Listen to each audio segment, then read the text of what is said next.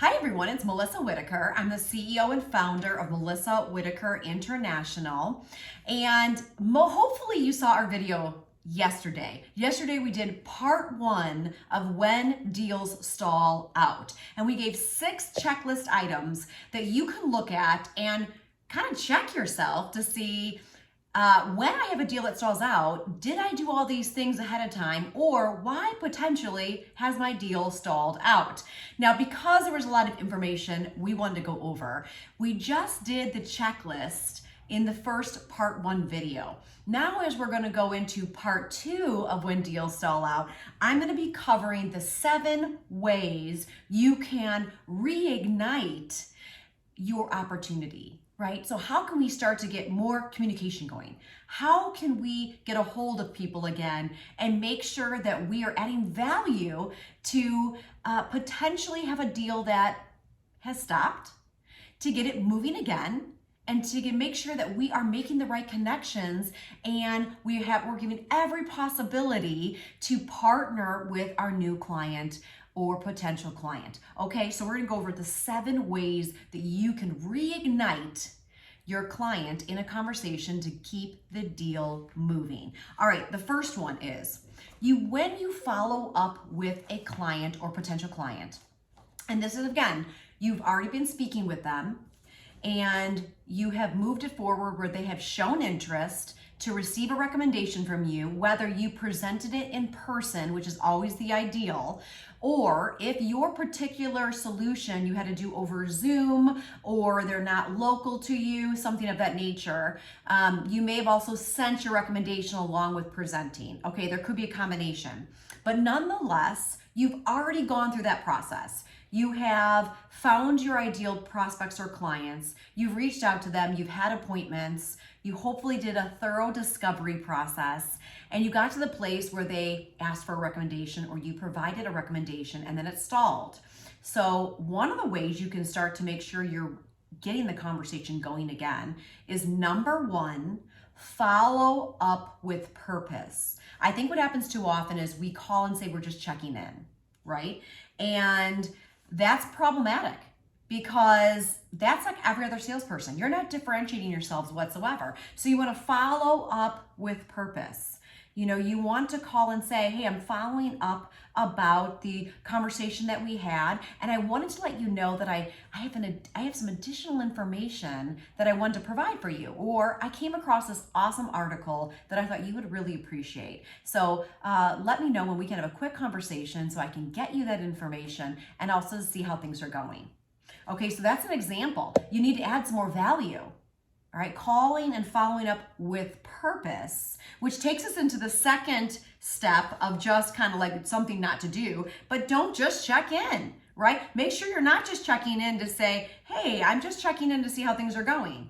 Because that second step or that second process is making sure that we are differentiating ourselves. So number 1, follow up with purpose. Number 2, don't just check in. All right, we want to create a sense of urgency and create value. Number 3, we want to create urgency. What did I just say? Create a sense of urgency. So we want to remind the prospect of what it's costing them by not moving forward. Okay, that's out of an authentic, caring way. So no matter how you're wired, you should feel comfortable with that.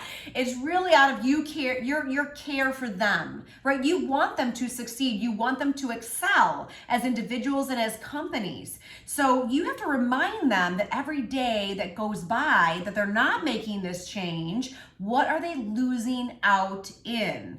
All right, number 4. Verify with the prospect the priority around this issue. Like, again, hopefully in the discovery process, you guys, you asked a lot of questions around their decision-making process. So we provide our clients with something called an appointment strategy template. We give out one that you can use that's blank and can fill in and guides you when you're doing a discovery appointment. We also give you one with sample questions. So if you're not sure how to do that, please reach out to us. We're more than happy to help you out with that. But one of the things that we really guide our clients to do is we have a whole section on the decision-making process and all the questions you need to ask. Gang, we find that this is one of the biggest pitfalls with a lot of people we work with. They say, oh, I didn't ask them who else is involved besides themselves in making this decision. I didn't ask them if they were looking at other people, and so you know your strengths and weaknesses and how to do a strategy around it. I didn't ask them if there was a time frame that they needed to make this decision by and why. I didn't ask them if they were part of making a decision similar to this previously in their business or in their company. What did that look like before? What was the process? And the list goes on, all right? There's a lot of questions there. So we want to make sure we really connect with our potential client here. Is this still a priority, yes or no? If something's holding them back, what is it? Like, say it in a caring way, create space so they feel comfortable, because this can be something that they feel uncomfortable with. They don't want conflict. They may not want to tell you no, or they went in a different direction, which can be challenging, but you need to know, because that way it may be no today, but not in the future. It also may be a situation where a conversation comes up and you find out what the situation is, and maybe you can salvage it. You know, that does happen. So we need to really dig in here and say, is this a priority? Is there still a time frame? Are we doing a great job of encouraging them on that step 3 of creating urgency and following up with verifying if this is a priority, right? We have to take all these steps. Now, number 5, one thing we talked about in our video yesterday was, are we giving them enough space? And let me clarify that, because some of you are going, wait a minute, Melissa, you just said create sense of urgency. Yes, I did. But here's the thing. We go over a lot of information around the psychology of people, right? How are we wired? How is our client wired? The psychology of the buyer, the psychology of ourselves. And it tells us that we all make decisions differently. Some of us can make it fast and quick and no problem, right? We are just fast decision makers. Some of us may be more methodical, and we need to process the information no matter what. And if we're rushed or pushed, we get aggravated and we'll say no. But if someone gives us space to process it and kind of do our own comparison and whatever it may be, then we may move forward, right? So people are wired all differently. So you need to understand first what the psychology of the buyer is, and then you need to act appropriately. Now, if it's someone who still says, I need to think it over, all right, and they are someone who's wired like to normally make decisions really quickly, you call that people who are a D or I on the DISC map, that should be a little bit of a red flag to you. That means that there are some challenges, there are some concerns they have, and maybe what they expected to receive from you, they didn't receive around whatever it be, the solution, the pricing, whatever. It's your job to clarify what that is. And you can still, of course, if they're persistent, give them a day to think it over, but give them still a timeline. Sure, no problem. You know, I understand, you know, how can I answer some questions for you? What were some of your concerns that's holding you back? And start to do a little better job of seeking to understand. And if they still need that day, give them a day to think about it, but tell them you'll follow up the next day. If there's someone who we consider on a DISC map an S or a C, and they're very methodical, they normally need time to process. That doesn't mean it's a red flag.